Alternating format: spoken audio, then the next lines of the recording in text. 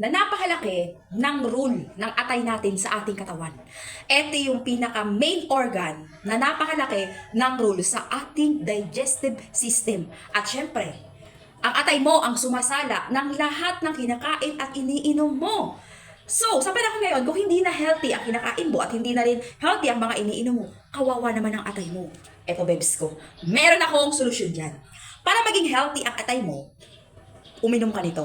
Kumain ka nito ng ating gummy bear supplement para ma-prevent yung mga fraud sa sakit ng atay mo. Para at least kahit papaano, maging healthy at maging healthy ang katawan natin. Ito yung ginagamit ko at iniinom ko every day. Gamis siya, bebs, pero contain siya as a apple cider vinegar.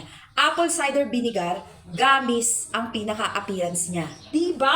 Malilinis na yung atay mo, magiging kahit papaano, malayo ka pa sa sakit.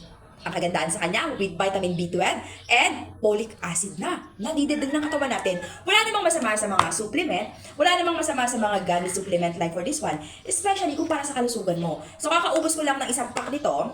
Ayan, pagbubukas na, aamoy ko pa talaga yung talagang amoy na vinegar. Before kasi, nagtitake talaga ako ng apple cider vinegar. 2 tablespoon in 1 day. Wait lang, buksan ko lang. Ayan na, bukas na. Ito yung pinaka-appearance niya sa loob.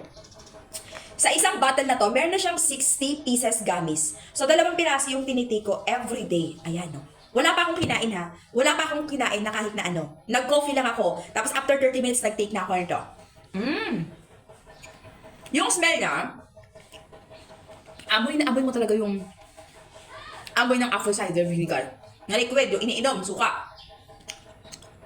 At may taste na gano'n. Pero nandun ang sweetness sa dulo. Hiyang ako dito. Baka kayo din maging hiyang. Try nyo muna to. Pero meron akong iiwan na message.